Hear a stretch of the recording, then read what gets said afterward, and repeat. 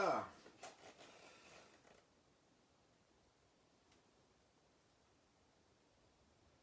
Donc nous voilà repartis. Nous voilà repartis. Bienvenue à tout le monde. Bonsoir à tous. Bienvenue sur ce direct. Donc nous voilà repartis. Voilà. Donc j'espère que là tout fonctionne bien. Bienvenue à tous. Bienvenue à tous. Bienvenue sur ce direct. Ok. Donc j'espère qu'il y a le son cette fois. Ok. Ça marche? Ah ok, super. Ok, ben super. On a évité le problème. On a remplacé par un autre appareil. Donc bienvenue à tous et on va sans tarder commencer. Voilà. J'attrape ça pour pouvoir suivre vos commentaires. Voilà, bienvenue à tout le monde et bienvenue sur ce direct. Donc super.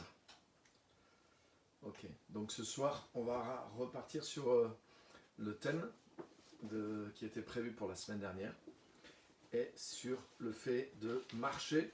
On est toujours dans le thème de marcher dans l'amour, qui est une des bases de la culture, on pourrait dire, du royaume des cieux. Et aujourd'hui, on va aller un petit peu plus loin. Donc bienvenue à tous ceux qui nous rejoignent. Bonsoir à tous. C'est un plaisir d'être là, de partager la parole avec vous. Et ouais, les aléas du direct, ça c'est certain. Et puis voilà, on va aller de l'avant au travers de la parole. Ok, c'est parti. Donc aujourd'hui, excusez-moi, voilà.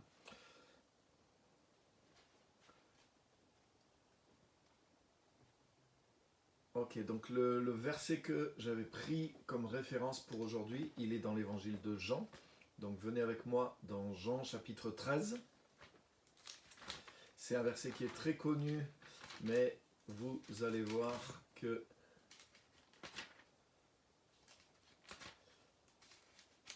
il est aussi méconnu. Donc Jean chapitre 13, et à partir du verset 34,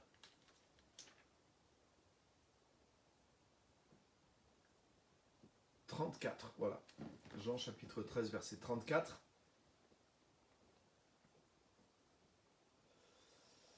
Ok.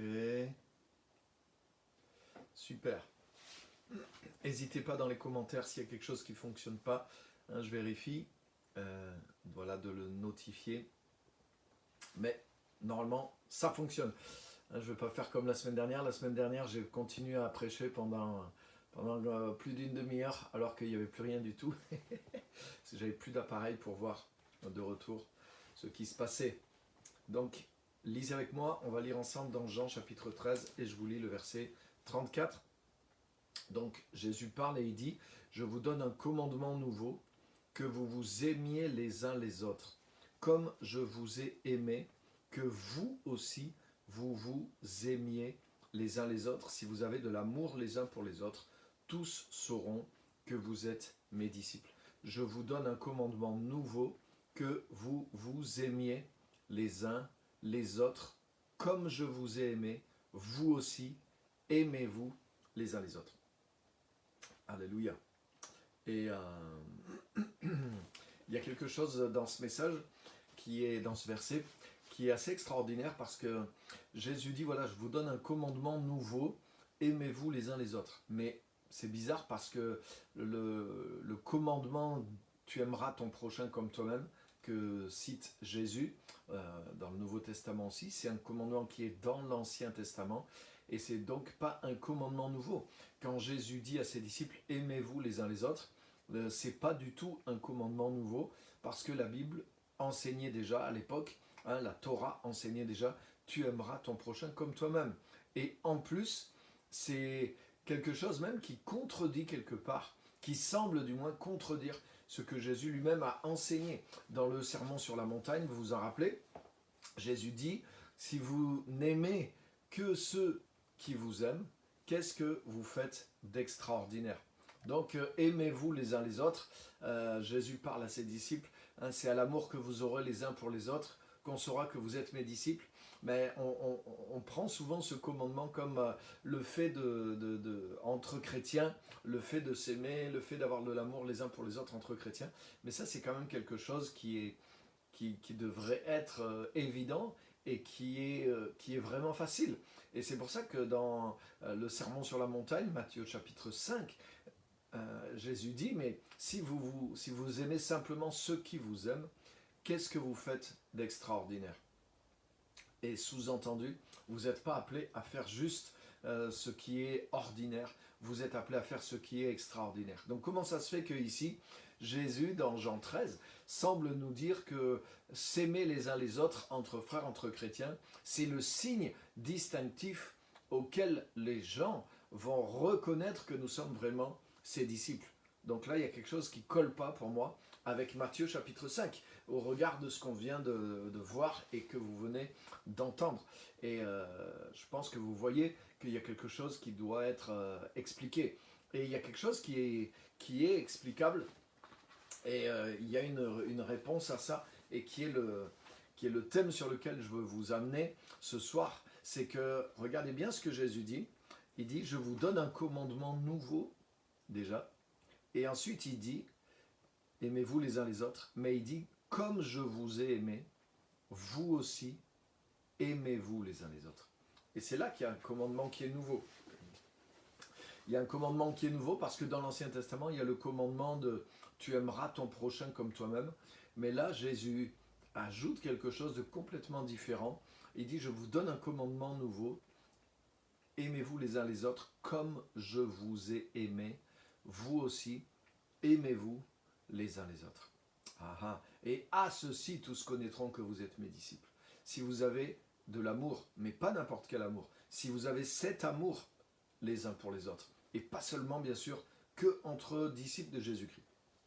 Donc, qu'est-ce qui est vraiment nouveau et que donne Jésus là? C'est comme je vous ai aimé, aimez-vous les uns les autres. Ça veut dire que l'amour que Jésus-Christ nous demande d'avoir pour les autres, pour nos frères, mais aussi pour les autres aussi, c'est l'amour que lui-même a pour nous et qu'il a pour le monde entier, on pourrait dire. Mais l'amour particulier que Christ a pour nous aussi. Donc, ça veut dire que pour pouvoir répondre à ce commandement de Jésus, pour pouvoir marcher dans cet amour-là, c'est par la connaissance, la révélation que je vais avoir moi-même de l'amour de Jésus-Christ pour moi, que je vais être à mon tour capable d'aimer les autres de la bonne façon.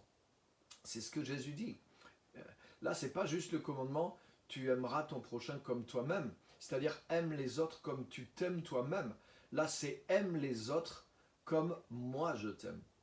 Vous voyez la différence? La différence de le commandement dans l'Ancien Testament, aime ton prochain comme toi-même. Ça veut dire fais pour l'autre ce que tu aimerais qu'on te fasse pour toi. Mais là, c'est autre chose, le commandement de Jésus. C'est comme je vous ai aimé, vous aussi aimez-vous les uns les autres. Ça veut dire aime les autres comme Christ t'aime toi. Aime ton prochain comme Christ t'aime toi. Aime l'autre avec le type d'amour que Jésus-Christ a pour toi. Utilise la mesure de l'amour de Jésus-Christ pour toi, pour maintenant aimer les autres. Et c'est pour ça que Jésus dit maintenant, waouh, c'est un commandement nouveau que je vous donne. Alléluia. Et c'est tellement important. Je voudrais préciser quelque chose là-dessus, c'est qu'au moment où Jésus donne ce commandement à ses disciples, c'est les derniers discours de Jésus à ses disciples avant sa mort, Jean chapitre 13 jusqu'au chapitre 17, c'est uniquement les derniers discours, les derniers moments de Jésus et les derniers discours de Jésus avec ses disciples. Donc Jésus sait qu'il va quitter le monde et c'est pour ça qu'il leur dit « je vous donne un commandement nouveau ». Pourquoi il leur dit ça? Pourquoi il ne leur a pas donné ce commandement avant? Parce que en réalité, tant que Jésus n'est pas mort, tant que Jésus n'est pas ressuscité, tant que Jésus n'a pas envoyé le Saint-Esprit sur ses disciples, Mais les disciples, comme Jésus leur avait dit, j'ai encore beaucoup de choses à vous dire, mais vous ne pouvez pas les porter maintenant. Pourtant, c'est pas compliqué à comprendre. Aime ton prochain et aime ton prochain comme moi je t'aime. Et les disciples comprenaient les mots, mais ils ne pouvaient pas en porter encore la réalité parce qu'il fallait que Christ soit ressuscité, qu'il envoie le Saint-Esprit sur ses 12, sur ses apôtres, sur ses disciples, sur tous ceux qui viendraient après comme nous. Et une fois que le Saint-Esprit est venu sur eux, une fois que le Saint-Esprit est venu sur nous, mais c'est là que nous rentrons nous-mêmes dans la révélation de l'amour de Christ pour nous. Et c'est là aussi que nous avons le potentiel réellement d'aimer les autres avec l'amour que Christ, non seulement il a pour nous, mais qui dépose en nous. Et c'est pour ça que Jésus dit, c'est un commandement nouveau que je vous donne. Voilà un commandement nouveau que je vous donne. Alléluia. Et c'est un commandement nouveau et il a besoin d'être révélé. En tout cas, les choses qui sont autour ont besoin de nous être révélées par le Saint-Esprit pour que nous puissions vivre et marcher dans cet amour. C'est pour ça que la série dans laquelle on est là, c'est marcher dans l'amour. C'est pas juste avoir cette pensée ou la compréhension, mais c'est marcher dedans. C'est-à-dire vivre dans l'amour, mais pas juste dans l'amour humain, mais marcher dans l'amour de Christ, l'amour de Jésus-Christ pour nous, mais pour le monde entier aussi, pour chaque être humain. Donc dans Romains 5,5 par exemple, il nous est dit que l'amour de Dieu est déversé dans notre cœur par le Saint-Esprit. On va le lire ensemble si vous voulez bien. Ça va nous aider à comprendre pourquoi c'est un commandement nouveau dont Jésus parle. Regardez Romains chapitre 5 et verset 5 avec moi. Romains 5, 5.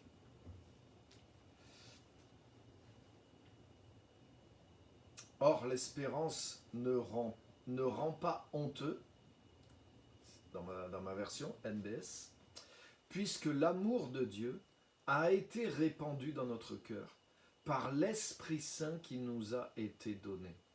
Waouh, waouh, waouh. C'est fort. Et le verset qui suit, regardez. En effet, lorsque nous étions encore sans force, le Christ, en son temps, est mort pour des pécheurs. C'est fort et ça va ensemble. Qu'est-ce que ça veut dire? Ça veut dire que c'est le Saint-Esprit qui a rempli notre cœur de l'amour de Dieu. Ça veut dire que le Saint-Esprit met dans notre cœur l'amour de Dieu. Notre cœur, vous voyez la manière dont c'est dit, car l'amour de Dieu a été répandu dans notre cœur par l'Esprit Saint qui nous a été donné. Donc ça veut dire que avant que le Saint-Esprit vienne sur nous et sur les disciples, bien sûr les disciples avaient une notion d'aimer. Tout le monde sait ce que c'est l'amour, tout le monde sait ce que ça veut dire aime ton prochain comme toi-même, ils pouvaient le comprendre, mais ils n'avaient pas eux-mêmes cette plénitude, cet amour de Dieu qui était répandu dans leur cœur par le Saint-Esprit. Et nous, c'est écrit, vous avez vu, c'est écrit au passé, en tant qu'enfants de Dieu, l'amour de Dieu, pas un amour humain, mais la qualité d'amour qui est en Dieu lui-même, l'amour de Dieu a été répandu dans nos cœurs par le Saint-Esprit qui nous a été donné. Amen. C'est pour ça que Jésus dit à ses disciples, c'est un commandement nouveau. Aimez-vous comme moi je vous ai aimé. Aimez-vous les uns les autres. Donc ça veut dire que c'est pas juste aime ton prochain comme toi-même, dans le sens aime ton prochain comme tu aimes, tu voudrais qu'on t'aime toi. Mais là c'est aime ton prochain avec l'amour que j'ai pour toi, moi Dieu, moi Jésus-Christ, l'amour que j'ai pour toi, comme je vous ai aimé, vous aussi aimez-vous les uns les autres. Donc ça implique que je connaisse, pas simplement dans un savoir, mais que je fasse l'expérience, que je connaisse la grâce personnellement, que je connaisse l'amour de Christ pour moi, l'amour de Dieu pour moi. Il faut non seulement que je le comprenne, il faut non seulement que je saisisse l'œuvre de la croix, ce qu'est vraiment la grâce de Dieu, mais il faut aussi que je l'ai reçu à l'intérieur de mon cœur, comme on l'a lu, que l'amour de Dieu a été répandu dans notre cœur par le Saint-Esprit qui nous a été donné. C'est vraiment fort. Et regarde ce qu'il dit après, le verset après, dans Romains 5, qui est très parlant. Car lorsque nous étions encore sans force, Christ est mort pour nous, pour des pécheurs. Lorsque nous étions encore sans force, Christ est mort pour nous. C'est très parlant. Ça veut dire que sans la mort et la résurrection de Christ, nous n'étions pas capables d'avoir l'amour de Dieu pour les autres. Nous n'étions pas capables d'aimer les autres comme Dieu les aime. Pourtant, bien sûr, on est capable d'aimer les gens, on est capable de faire du bien autour de nous, d'une manière humaine, c'est sûr, mais ce n'est pas l'amour que Dieu a pour le monde.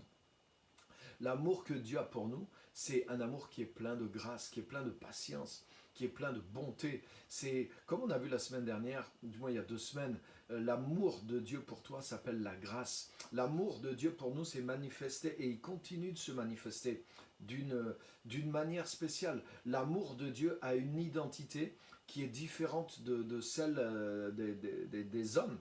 C'est pour ça qu'avec notre amour humain, le passage de Romains 5 dit que nous étions sans force. Pourtant, l'être humain est capable d'amour. Mais cet amour-là, cette dimension d'amour humain, la parole de Dieu dit nous étions sans force. Et il a fallu que Christ meure pour nous, pour des pécheurs, pour qu'on soit régénérés et que l'Esprit de Dieu répande dans notre cœur, non pas juste l'amour humain, mais l'amour de Dieu.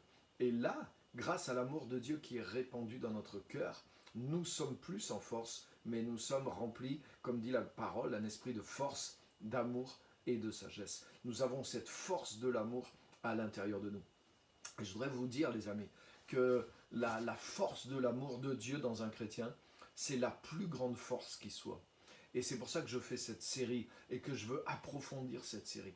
Beaucoup de chrétiens aujourd'hui, dans nos milieux charismatiques, etc., ont tellement mis l'accent sur la puissance, le miraculeux, et tout ça est vrai, tout ça est bon et on en a besoin. Mais je voudrais vous dire que derrière tout ça, avant tout ça, il y a l'amour. Et l'amour est la plus grande manifestation et la plus grande puissance qui est derrière le royaume de Dieu, qui a l'œuvre dans le royaume de Dieu. Même l'œuvre de la rédemption est une manifestation d'amour. Regardez, vous connaissez tous Jean 3,16. Car Dieu a tant aimé le monde qu'il a donné son Fils unique, afin que quiconque croit en lui ne périsse pas, mais qu'il ait la vie éternelle. Ça veut dire la force, la réelle force, le moteur qui a été à l'œuvre dans la rédemption, mais c'est l'amour de Dieu, l'amour de Jésus-Christ pour chacun de nous. Et ça, c'est quelque chose de tellement important, de tellement puissant. Donc, les amis, sachez-le, l'amour de Dieu est la plus grande force qui existe dans le chrétien, qui existe dans l'humanité, parce que c'est une manifestation qui vient de Dieu. C'est la nature et le caractère de Dieu. Et je voudrais vous dire d'ailleurs que les miracles, les prophéties, tous les dons, comme l'explique parfaitement Paul dans les 3 chapitres qui sont dédiés aux dons du Saint-Esprit, 1 Corinthiens 12, 13 et 14, tout le chapitre 13 est dédié à l'amour, parce que l'amour est la colonne vertébrale des dons. L'amour est le fond derrière lequel la puissance doit agir et pour laquelle la puissance et les choses que nous faisons doivent se manifester. Mais l'amour est la plus grande de toutes les choses. L'amour ne périt pas, hein, alors que même certains dons passeront, mais l'amour ne périt jamais. C'est une fondation éternelle. Alléluia. Donc, voilà ce que nous dit Jésus. Jésus nous dit, je vous donne un commandement nouveau, aimez-vous les uns les autres. Comme je vous ai aimé, vous aussi, aimez-vous les uns les autres. Waouh! Donc on vient de voir une chose, c'est que cet amour-là, c'est un don de Dieu qui vient au travers du Saint-Esprit et le Saint-Esprit le répand dans notre cœur. Maintenant, je voudrais vous montrer un deuxième point. Jésus dit, voilà mon commandement, le commandement nouveau, comme je vous ai aimé, aimez-vous les uns les autres. Comme je vous ai aimé, aimez-vous les uns les autres. Ça veut dire que non seulement c'est quelque chose qu'on doit recevoir, mais c'est quelque chose que, avant de le recevoir pour les autres, on doit le recevoir pour nous-mêmes. Regarde bien, le commandement, comme je vous ai aimé, vous aussi aimez-vous les uns les autres. Ça veut dire que ça sera impossible d'aimer les autres de l'amour de Christ si moi-même je n'ai pas saisi, je n'ai pas compris l'amour de Jésus-Christ pour moi. Si je n'ai pas vécu moi-même la qualité d'amour que Jésus-Christ a pour moi. la sorte d'amour que Jésus-Christ a pour nous. Et c'est quelque chose de fondamental. Beaucoup de chrétiens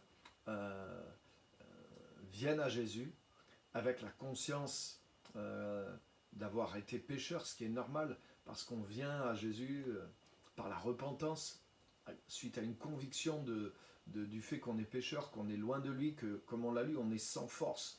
Être pécheur, c'est pas simplement qu'on a commis des erreurs, mais c'est qu'on est sans force pour le bien, on est impuissant. Notre nature est corrompue, notre nature n'est pas suffisante pour faire la volonté de Dieu. Et on vient à Christ dans un état où on n'est pas fier de nous et dans un état de faiblesse. Et donc, on vient à lui et c'est comme ça qu'on reçoit la grâce, qu'on reçoit le pardon, mais qu'on reçoit aussi la grâce dans le sens d'une capacité de Dieu. Le Saint-Esprit nous régénère, nous naissons de nouveau et nous retrouvons par la relation avec Dieu, la vie du Saint-Esprit, la capacité de marcher avec Dieu et de plaire à Dieu. Et tout ça, c'est l'œuvre du salut, l'œuvre de la grâce, l'œuvre du pardon, l'œuvre de la régénération, de la nouvelle naissance, de la vie du Saint-Esprit à l'intérieur de nous. Donc, tout ça est un grand miracle et on est reconnaissant à Dieu pour ça. Mais maintenant, Jésus nous dit aussi, une fois qu'on est chrétien, parce que là, Jésus parle à ses disciples et il leur dit, voilà mon commandement nouveau, de la même façon que moi je vous aime, je veux que vous vous aimiez les uns les autres. Ça veut dire que les disciples devaient saisir en tant qu'enfants de Dieu la sorte d'amour que Jésus avait pour eux. Et je vais vous donner un exemple. Dans les évangiles, donc avant que les disciples soient rentrés dans cette révélation-là qui est venue après la croix, après la résurrection de Jésus par le Saint-Esprit, un jour, l'apôtre Pierre est venu vers Jésus et il lui pose cette question. Il lui dit, Seigneur, vous avez sûrement lu ce passage, combien de fois je dois pardonner à mon frère? Est-ce que ça sera jusqu'à 7 fois? C'est-à-dire que si j'ai quelqu'un qui fait 7 fois la même erreur dans la même journée à mon égard, est-ce que 7 fois c'est le maximum? Est-ce qu'au bout de la 7e, j'arrête de le pardonner si il fait 7 fois et qu'il me demande pardon? Et vous connaissez la réponse de Jésus. Jésus lui dit non, je ne te dis pas jusqu'à 7 fois, mais jusqu'à 77 fois 7 fois. Autrement dit, à l'infini. Et qu'est-ce que ça veut dire? Wow, ça veut dire que c'est énorme. Mais pourquoi Jésus lui dit ça? Jésus lui dit ça non pas pour lui mettre un fardeau, mais ça veut dire quoi? Ça veut dire que si Jésus nous demande à nous de pardonner quelqu'un à l'infini, ça veut dire que lui-même nous pardonne déjà en amont à l'infini. Ça veut dire que, et je ne sais pas si vous savez, ça vous est arrivé, moi ça m'est arrivé, en tant que chrétien, en n'ayant pas compris l'amour de Dieu, en ayant mal compris la grâce de Dieu en tant que chrétien. Ça m'est arrivé quand tu es tellement fixé sur tes fautes, quand tu es tellement fixé sur le péché, que tu veux vaincre la nature du péché, et que tu es fixé par des lois, tu penses que c'est en triomphant du péché que tu vas réussir à plaire à Dieu, et tu es fixé sur certains commandements comme des interdictions, comme des lois par rapport à certains péchés. Et il y a beaucoup de chrétiens qui vivent leur vie chrétienne de cette manière-là, qui sont tout le temps obsédés, focalisés par le péché. Et quand on vit comme ça, je le sais parce que j'ai vécu cette expérience-là pendant 6 ans après ma conversion. Et c'était horrible. C'est les pires années de ma vie chrétienne. Sur plus de 35 ans, ou je ne sais plus combien de vie chrétienne, c'est les 6 années horribles de ma vie chrétienne, parce que je ne comprenais pas justement l'amour de Jésus-Christ pour moi en tant qu'enfant de Dieu. Et étant tombé sous le légalisme, sous un message qui est centré sur le moi, sur le péché, sur la sanctification. Vous voyez, il y a beaucoup de messages un peu dans ce type-là, mais il y a des valeurs, certains versets bibliques, certaines valeurs bibliques, mais souvent ce message ne connaît pas. C'est des messages des fois qui sont en dehors de la révélation de ce que c'est la nouvelle naissance réellement et de ce que c'est la sanctification réelle et la grâce réelle de Dieu. Et ça fait que lorsque j'étais dans ce genre de situation, lorsqu'on est dans ce genre de situation, on est comme Paul dans Romains chapitre 7. Et du coup, waouh, tout devient difficile, tout devient impossible parce qu'on n'arrive jamais à triompher. Et du coup, quand j'étais dans ce genre de situation, des fois j'essayais de vaincre toute mauvaise pensée, de ne pas avoir de colère, ou pas avoir de pensée impure, ou pas avoir de pensée sans amour, ou de ne pas penser à telle chose. Mais quand tu ne veux pas penser à telle chose, qu'est-ce que tu fais? Tu n'arrêtes pas d'y penser. Et c'est ce que dit Paul dans Romains 7. Il dit que la loi, au contraire, réveille le péché. La loi donne du carburant au péché qui est dans l'être humain. Donc la manière de triompher du péché, c'est surtout pas d'essayer de l'affronter avec nos forces et d'essayer de se mettre sous des lois. Et quand plus tu fais ça, plus tu révèles la force du péché. Donc il m'arrivait de dire je veux pas penser à ça, et j'y pensais des dizaines de fois dans la journée. Et à chaque fois je me repentais et je disais Seigneur pardonne-moi. Donc ça m'est arrivé de demander je sais pas combien de fois pardon au Seigneur pour la même chose dans la même journée. Et j'ai compris, puisque Jésus l'avait demandé à Pierre, que bien sûr, Jésus me pardonnait.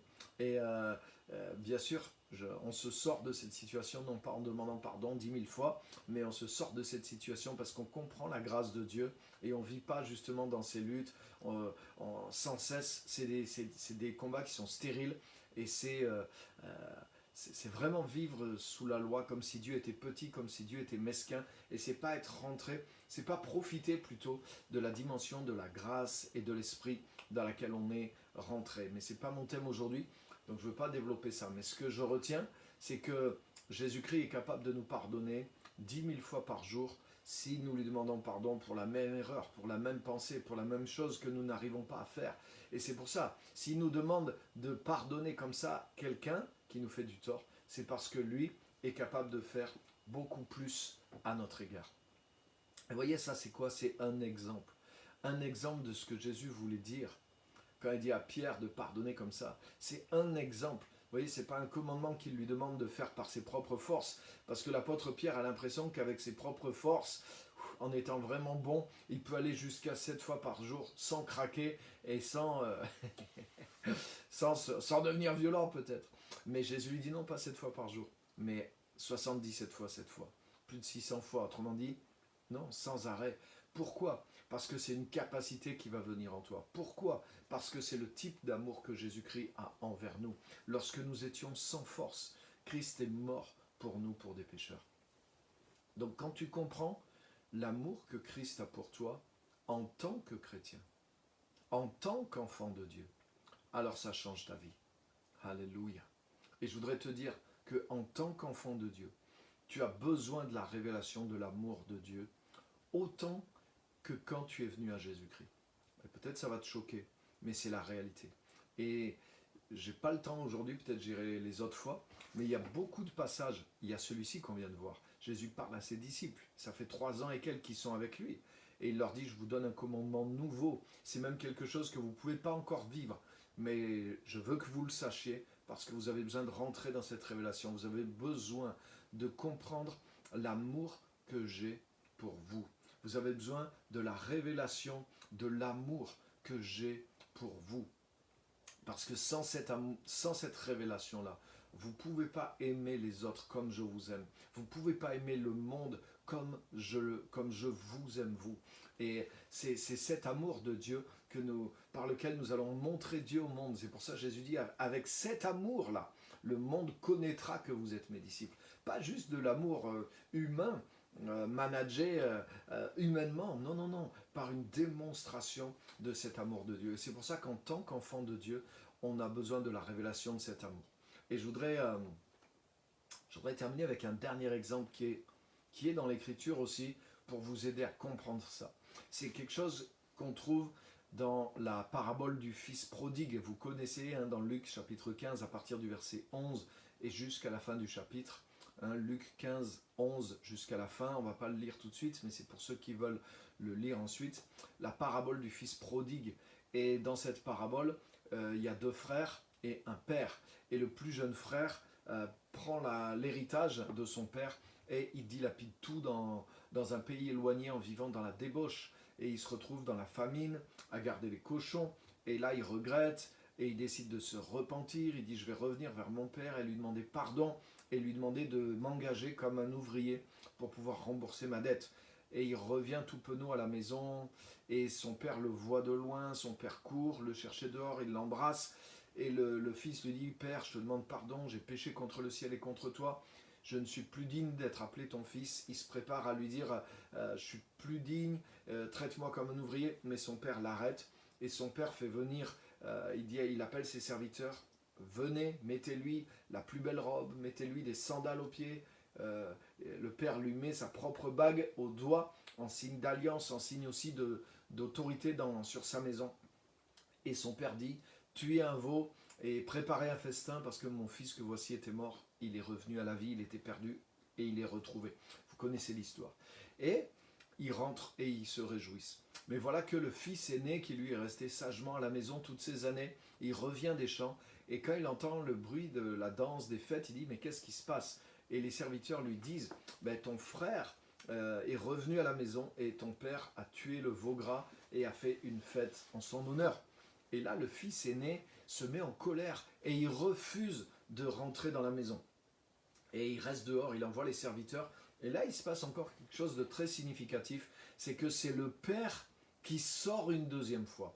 Regardez, quand le fils aîné revient, quand le plus jeune fils qui a été ouvertement, on pourrait dire un rebelle ou un débauché, quand ce fils revient, c'est écrit que le père court et il l'a rejoint à l'extérieur. Le père est sorti pour aller récupérer le fils perdu. Mais je voudrais vous dire que dans cette histoire, on croit qu'il n'y a qu'un seul fils perdu, mais je voudrais vous dire qu'il y a deux fils qui sont perdus. Et il y a deux fils, et les deux n'ont pas la révélation de l'amour du père. Et quand le premier fils revient, oui, il va avoir la révélation de l'amour de son père parce qu'il reçoit le pardon, il reçoit la grâce à l'état pur, il ne mérite rien et il est rétabli et il y a même un festin à son honneur. Mais voilà que le deuxième fils, quand il voit cette grâce, lui, il n'est pas content. Et il dit, mais c'est pas juste. Moi, on ne m'a jamais donné un veau, etc., etc. Et il refuse de rentrer, il reste dehors. Et là, son père sort une deuxième fois pour aller le chercher. Et ça, les amis, c'est l'image de l'évangile. Dieu est sorti de sa maison. Jésus-Christ a quitté le ciel. Dieu s'est fait homme en Jésus-Christ. Et il est sorti pour les pécheurs. Et il est sorti pour les pécheurs qui sont ouvertement pécheurs, mais il est sorti aussi pour ceux qui sont dans la religion, ceux qui sont des bons citoyens, ceux qui sont même des bons chrétiens, mais qui n'ont pas compris vraiment la grâce et qui restent en dehors finalement de quelque chose qui est dans la maison. Et le père est sorti une deuxième fois pour aller chercher son fils aîné, parce que son fils aîné non plus ne comprenait pas son cœur. Et le fils aîné il dit, mais père, moi tu m'as jamais donné un chevreau, un agneau, une chèvre pour manger, pour me réjouir, pour faire une fête avec mes amis. Et quand ton plus jeune fils, lui qui a dépensé ton argent avec les prostituées, il est venu, tu as fait un festin pour lui. Il lui dit, moi voilà tant d'années que je te sers. Et il emploie un mot qui veut dire que je te sers comme un esclave et tu ne m'as jamais rien donné pour me réjouir. Et là le père est choqué. Et le père lui donne cette parole et lui dit, mais mon fils, tu es toujours avec moi et tout ce que j'ai est à toi. Autrement dit, tu pouvais prendre des taureaux tous les jours si tu voulais.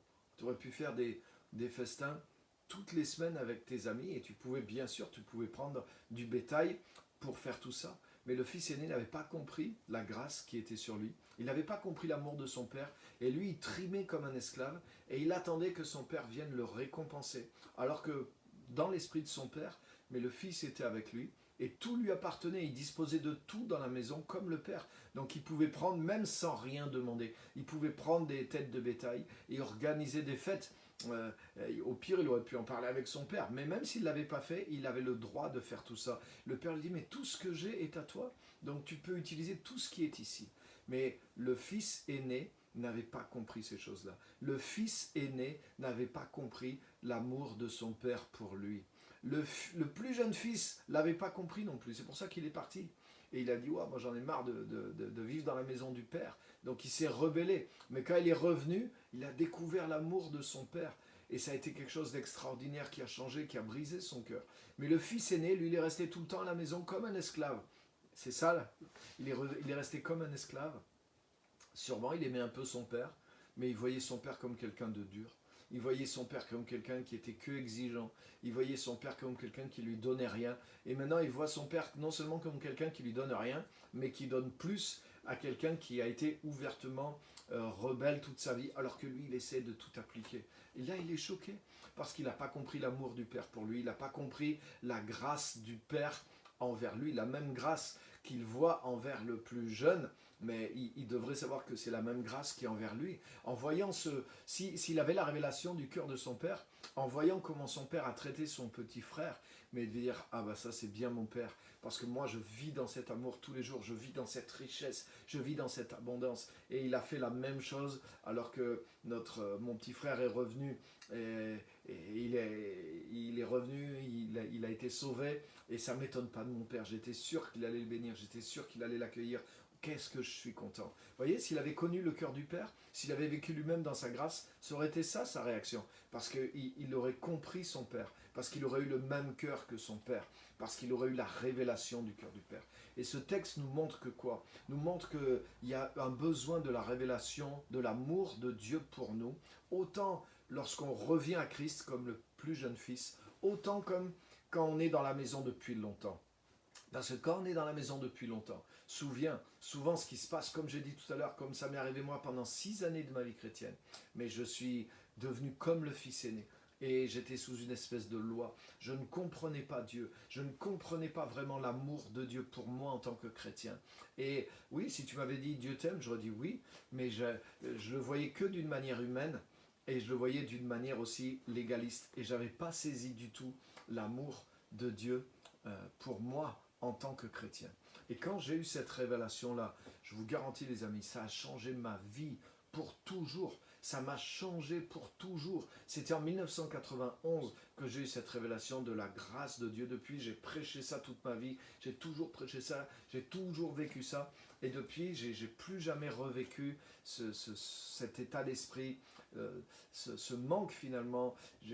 Ça m'a fait rentrer dans une autre dimension par rapport à Dieu. Et cette dimension par rapport à Dieu m'a fait changer par rapport aux autres. Avant, il y avait des gens, j'arrivais pas à les aimer. Avant, il y avait des gens qui m'énervaient, des chrétiens comme des non-chrétiens. Il y avait certaines situations, les gens qui, par rapport à mon tempérament, par rapport à ma culture, des types de gens que j'aimais pas, je les supportais, je me maîtrisais, mais j'avais pas d'amour pour eux. Et au fond de moi, je voyais qu'il y avait quelque chose qui n'allait pas.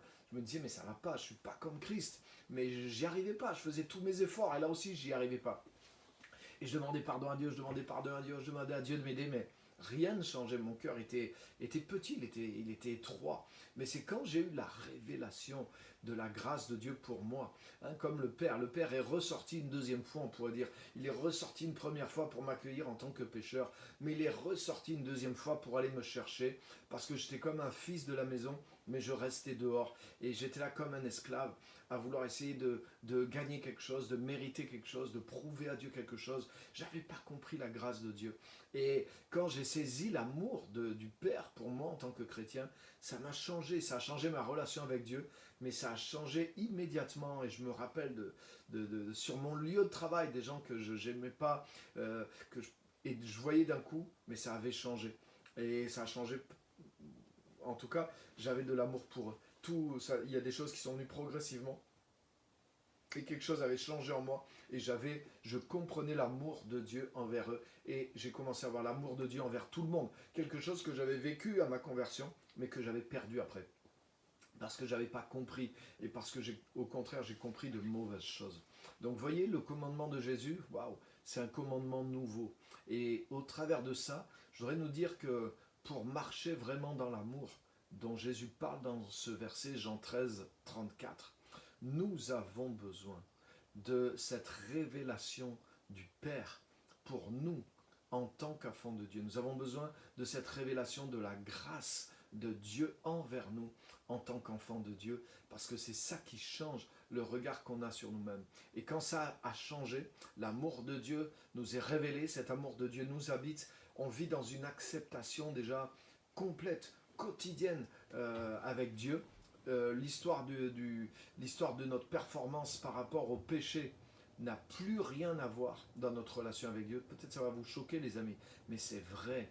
Parce que la Bible dit, écoutez bien ceci, et ça, personne ne prêche ça. et très peu le comprennent. Et beaucoup n'osent pas le prêcher et prêchent le contraire. La Bible affirme, et c'est décrit sur des chapitres entiers, Romains 6 et Romains 7. Non seulement le chrétien est mort au péché, Romains 6, mais il est mort à la loi. C'est-à-dire, qu'est-ce que c'est la loi? La loi, c'est l'exigence par rapport au péché. La loi révèle le péché et la loi nous demande de triompher quelque part. La loi nous demande d'accomplir des commandements par rapport au péché. Donc vous voyez, tant que les chrétiens, tant qu'un chrétien, un enfant de Dieu, pense que et vit sa relation avec Dieu par rapport à sa performance ou non par rapport au péché, alors il est sous la loi. Peut-être qu'il ne s'en rend pas compte, mais c'est ce qui se passe. Il est sous la loi. Quand tu es en Christ, tu es dégagé de la loi. Tu es mort à la loi. Donc il n'y a plus de loi. Ah, ça peut vous choquer ce que je vais vous dire, mais c'est la réalité. Waouh! Ah, peut-être ça demande plus d'explications, mais si tu veux être libre, il faut que tu aies cette révélation. Il n'y a plus de condamnation. Il n'y a plus de loi pour ceux qui sont en Jésus-Christ. Il n'y a plus de loi dans le sens où ton acceptation par rapport à Dieu, elle n'a rien à voir avec tes performances ou tes non-performances par rapport au péché. Et quand tu es délivré de ça, quand tu es délivré de cette lutte par rapport au péché, pour essayer de valider ton approbation de Dieu, ou de valider peut-être que Dieu va pouvoir faire quelque chose de plus dans ta vie, quand tu es délivré de ça, mais tu peux vivre librement dans la relation avec Dieu, parce que tu es déjà dans la relation avec Dieu. Dieu ne te demande pas de vaincre le péché pour être dans la relation avec lui. C'est Jésus-Christ qui a vaincu le péché pour que tu sois dans la relation avec lui. Donc commence par aller là où Dieu t'a amené. Alléluia. Bien sûr, ça ne veut pas dire qu'on va vivre dans le péché. Paul explique tout ça aussi dans Romains 6. Mais il faut avoir saisi ça aussi pour être délivré. Parce que tant que tu es sous la loi, ça renforce le pouvoir du péché sur toi. Et tu vis une vie chrétienne malheureuse. Tu es toujours défait, tu es toujours vaincu. Tu es jamais dans la plénitude avec Dieu. Et c'est une vie horrible. Et tu sais, quand tu es comme ça, ben, tu n'es pas bon avec les autres non plus. Tu n'as pas l'amour de Dieu pour les autres non plus. Pourquoi? Parce que tu ne vois pas la grâce de Dieu envers toi. Tu ne vois pas comment Dieu exerce la relation avec toi. Tu ne vois pas comment Dieu exerce l'amour envers toi. Et tu es incapable de le faire envers les autres. Et du coup, ben, tu vas devenir sec, tu vas devenir critique, tu vas devenir un juge vis-à-vis des autres. Parce que ton cœur est petit. Et parce que tu n'as pas cette révélation de l'amour de Dieu pour toi. Et tu ne peux pas rayonner, tu ne peux pas manifester la gloire de Dieu comme tu le pourrais facilement. Parce que tu es dans cette relation avec Christ, mais toi-même, tu te places dans cette relation avec la loi, avec le péché. Tu te mets dans des obstacles que Christ a vaincus. Et je voudrais vraiment, si c'est ton cas, que tu aies vraiment, que tu captes ce message. Et que tu saches que tu dois vivre, tu peux vivre dans la liberté. C'est ce que Paul dit. Hein, c'est pour la liberté que Christ nous a appelés. On est mort au péché en tant qu'enfant de Dieu, mais on est mort par aussi à la loi aussi. On est mort à la loi, à toute forme de loi. C'est ce que je viens de décrire, la loi. Donc j'ai d'autres messages qui donnent en détail tout ça. Je ne vais pas rentrer plus là-dedans, mais je voudrais vous montrer que pour accomplir cette parole de Jésus, et c'est pour ça que c'est un commandement nouveau, parce qu'il vient par la révélation du Saint-Esprit. Aimer les autres comme Christ nous a aimés demande que d'abord on vive nous-mêmes dans l'amour que Christ a pour nous. Et pour vivre nous-mêmes dans l'amour que Christ a pour nous, ça demande comme une double révélation. La révélation des deux fils prodigues, parce qu'il n'y a pas un fils prodigue. Il y en a un qui n'est pas resté à la maison, il y en a un qui est resté à la maison. Mais les deux sont des fils qui sont loin du cœur de Dieu. Et les deux ont besoin de la révélation. Et je voudrais vous dire que, oui, peut-être avant de venir à Christ, on était le premier, mais il y a des moments dans notre vie, et des fois en tant que chrétien, on est le second, et on a besoin de cette révélation. Donc je voudrais que tu aies vraiment cette double révélation de l'amour de Christ, pas pour toi au moment où tu t'es converti, mais pour toi aujourd'hui, pour toi maintenant en tant qu'enfant de Dieu, et que tu saisisses cet amour que Dieu a pour toi, et c'est comme ça que tu vas pouvoir ensuite aimer les autres de cet amour que Christ a pour toi, parce que toi-même tu vas vivre dedans. Le Nouveau Testament en particulier est rempli de cette révélation, et l'Esprit de Dieu voudrait tellement t'amener dans cette révélation, parce qu'elle est tellement libératrice, et c'est ce qui va dégager ta vie en tant que chrétien, pour pouvoir devenir comme Dieu, pour pouvoir devenir comme Dieu, pour marcher dans l'amour, On en parlera sûrement la prochaine fois. Marcher dans l'amour à l'exemple de Dieu. Et pour marcher dans l'amour de Dieu, si tu ne peux pas le faire simplement par tes forces, tu as besoin de cette révélation dont je parle aujourd'hui. Alléluia. Donc que le Saint-Esprit t'accorde cette grâce, que le Saint-Esprit te donne cette révélation, que ton esprit s'ouvre et que tu sois délivré de la loi, du péché, d'une vie chrétienne religieuse ou d'une vie chrétienne en dehors de cette révélation. Que tu ne restes pas sans force comme avant, mais que, comme dit la Bible, l'amour de Dieu soit déversé et établi dans ton cœur par le Saint-Esprit qui t'a été donné. Amen. Donc voilà, c'était ça le message de ce soir. Et c'est un message fort et qui est pratique aussi parce que c'est des choses qui sont réelles et qui changent véritablement notre vie lorsque nous passons par ces choses-là, par ces expériences. Donc je regarde vos commentaires. Si vous avez des questions, des commentaires, alors n'hésitez pas à poser vos questions. Je me ferai un plaisir si je peux répondre ou s'il y a quelque chose de spécial. Donc je regarde, je ne vois pas de commentaires spéciaux. Allez-y même maintenant, vous pouvez mettre vos commentaires, ils vont arriver dans quelques secondes après sur mon écran. Donc je peux répondre à vos questions. Si vous avez quelque chose à ajouter, à commenter bien sûr, allez-y. Bienvenue à tous ceux qui étaient là. On a quelqu'un du Canada, à Christelle, qui est connecté depuis le Québec. Bienvenue. Alors, oui, je vois un commentaire. Profond enseignement.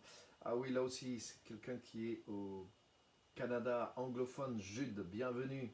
Merci pour ton commentaire, Jude.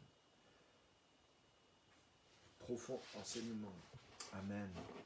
Ah, c'est des choses qui ont changé personnellement ma vie. Et vous savez, il y a beaucoup de chrétiens, même des fois, ils ont du mal même avec comment aimer les gens autour de nous, même des fois dans l'église. Même des fois, des gens disent, il n'y a pas d'amour dans l'église. Ouais, vous avez sûrement entendu ça des fois. Mais c'est le contraire. L'amour de Dieu est dans notre cœur. Et si on a l'amour de Dieu dans notre cœur, mais waouh, c'est facile pour nous d'aimer les gens. C'est facile d'aimer les gens même si ils ne nous le rendent pas. C'est pas difficile de pardonner. Même si des fois, bien sûr, il y a des choses qui nous blessent, il y a des choses qui nous font mal. Bien sûr, on est humain, on est sensible. Il y a des choses qu'on n'apprécie pas. Et moi aussi, et en tant que pasteur, je vous garantis que on est bien, bien, bien à l'épreuve de ce genre de choses. Mais je voudrais vous dire aujourd'hui, je peux dire ici, oui, beaucoup de choses dans ce niveau-là m'ont atteint, m'ont touché, m'ont fait mal, mais j'ai passé par-dessus toutes ces choses-là, je ne vis pas dans l'amertume, j'ai pas d'amertume envers personne dans mon cœur. C'est pas difficile pour moi d'aimer les gens, c'est pas difficile pour moi d'aimer les inconnus dans la rue, c'est pas difficile pour moi d'aimer des gens qui sont difficiles parfois, et parce que l'amour de Dieu est dans mon cœur. Et quand je pense simplement à la manière, moi-même, je sais qui je suis. Et je sais que Dieu m'aime, je sais que Jésus-Christ m'aime tous les jours. Et pourtant, il voit qui je suis. Moi, j'ai du mal à m'aimer moi-même hein, parfois. Mais pourtant, j'y arrive parce que je vois comment Jésus-Christ m'aime. Et quand voilà, en contemplant cet amour, et je le contemple et je l'ai aussi à l'intérieur de moi par le Saint-Esprit, comme tout enfant de Dieu. Mais c'est comme si c'est quelque chose qui est devenu tellement clair, quelque chose qui s'est dévoilé, quelque chose dont la révélation a grandi en moi au fil de mes années. Ben, à cause de ça, ben, c'est pas difficile pour moi, c'est disponible, il y a quelque chose qui est disponible pour aimer les autres. Et je comprends ce que Jésus dit. Aimez-vous les uns les autres, vous aussi, comme je vous ai aimé. Aimez-vous les uns les autres. C'est pour ça que c'était un commandement nouveau pour les disciples. Quelque chose qu'ils n'ont pu expérimenter que après que le Saint-Esprit ait été répandu dans leur propre cœur. Alléluia. Amen. Ça fait du bien d'entendre la parole. Merci Pierre pour ce moment privilégié avec nous. Amen. Bienvenue. Bienvenue, bienvenue. Armel Larocque, ok, bienvenue. je trouve que la vie, donc je lis un commentaire, je trouve que la vie nous oblige à devenir moins aimants envers les autres. Il pense en mal d'une personne avenante. Je trouve ça tellement triste. Donc j'aimerais que tout le monde entende cette parole. Oui, amen. Et c'est tellement vrai. Hein, et c'est ce qui fait aussi que même quand tu avances dans la vie, c'est pas simplement la vie qui va dans ce sens, parce que c'est vrai qu'il y a un peu de ça. Le monde est individualiste, mais l'égoïsme était dans le cœur de l'homme, quelles que soient les formes de société dans lesquelles on vivait. Il n'y a pas eu un âge d'or de l'humanité dans lequel les gens s'aimaient vraiment. Hein, des fois, bien sûr, des milliers d'années après, on dit « Ah ouais, dans tel endroit, c'est comme ci, c'est comme ça. » Mais en fait, si tu connais la culture de près, des fois, oui, il y a des choses mieux que dans ta culture, mais des fois, il y a des choses qui sont pires aussi, au niveau de la méchanceté, etc. etc. Donc, l'homme est l'homme. Mais par contre, une chose qui est vraie aussi, c'est qu'au fur et à mesure que les gens, des fois, ils avancent en âge, ils deviennent de plus en plus aigris aussi. Vous avez remarqué ça? Les gens s'aigrissent et les gens ouais, parce qu'ils ont été blessés et ils se protègent des fois des relations humaines. Ils deviennent, pas tous, mais il y en a qui deviennent comme ça. Et nous aussi, ça nous arrive de devenir comme ça. Hein? Et la vie ne nous oblige pas, mais il y a une tendance naturelle à devenir de moins en moins aimant. Et c'est pour ça que l'Esprit de Dieu change tout ça pour nous en tant que chrétiens. C'est l'inverse. Plus on voit Christ, plus on va devenir aimant. Ça ne veut pas dire qu'on s'expose, hein, ça ne veut pas dire qu'on va prendre des coups et se laisser faire et en redemander. Pas forcément, on a aussi la sagesse aussi. Mais ça veut dire en tout cas qu'on ne laissera pas l'amour de Dieu dans notre cœur se faire voler par quoi que ce soit. Et cet amour est plus fort que tout. Hein. Au 1 Corinthiens 13, c'est pas un amour qui nous est demandé de produire par nos forces, mais c'est un amour qui est déversé dans nos cœurs par le Saint-Esprit. 1 Corinthiens 13 te révèle le pouvoir de l'amour de Dieu qui est répandu en toi par le Saint-Esprit. Le fruit de l'Esprit, c'est l'amour. Première chose du fruit de l'Esprit, c'est l'amour. Mais ce n'est pas juste l'amour humain, c'est l'amour de Dieu qui est dans notre cœur. Donc si on choisit toujours l'amour de Dieu, de vivre par le Saint-Esprit, on sera capable de ce potentiel. Donc notre amour à nous ne va pas baisser, mais il va augmenter. On peut dire qu'aimer, c'est un don de Dieu. Ah oui, ça c'est certain. Et aimer comme Christ nous a aimés, pouvoir accomplir Jean 13, 34, mais ce n'est que possible en vivant dans ce don de Dieu. Pas simplement un don de Dieu du passé, mais un don de Dieu qui est présent. Je vis dans ce don de Dieu. Le fruit de l'esprit, c'est l'amour. Donc c'est un don qui est renouvelé tout le temps. L'amour de Dieu, c'est quelque chose qui est renouvelé tout le temps. La grâce de Dieu, c'est quelque chose qui s'exerce envers nous tout de suite pendant qu'on est en train de parler. Et c'est un don de Dieu. Et on peut aimer les autres que quand on vit, effectivement, dans ce don de Dieu. Amen. Donc bonsoir Armel, bienvenue. Et on a plusieurs reconnectés depuis l'international ce soir, super. Merci à tous d'avoir été là. Est-ce que quelqu'un d'autre a une question, une remarque à ajouter à cet enseignement? Et la semaine prochaine, on va continuer sur cette série. Marcher dans l'amour. Marcher dans l'amour. Alléluia. Quelque chose de tellement fort. Marcher dans l'amour. Merci pour vos commentaires, très très bien, très juste.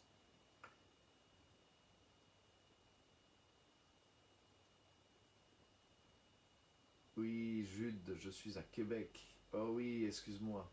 Je croyais que tu étais chez les anglophones. Ok, super.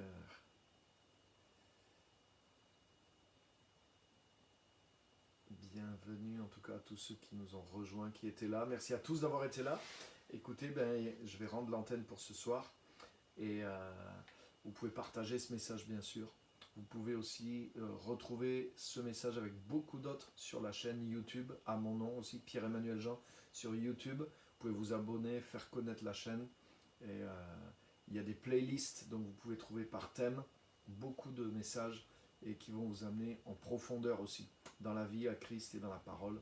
Il y a aussi des livres, il y a plusieurs livres qui sont disponibles et qu'on peut expédier au loin aussi sur commande sans problème. Donc, et qui sont disponibles aussi dans beaucoup de librairies chrétiennes. Donc merci à tous d'avoir été là, que Dieu vraiment vous bénisse et à jeudi prochain sur ce direct. Bye bye.